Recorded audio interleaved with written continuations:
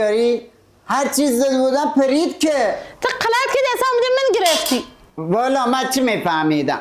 فهمی که دکتری مهندسی میشی خر زندگیمون میدی. کل سرمایه من یه یاماسدی بود اونم دادم یه حلقه واسه تخریدم. راستی گفتی حلقه؟ من الان 2 روز حلقه ما گم کردم ندیدیش؟ حلقه؟ همینجا بود. من بگم کارت نمیاد رفتم فروختم. ایره حلقه ازدلیل بشی مرد فروختیش میگن تو پول نداشتی. پدرش لعنت.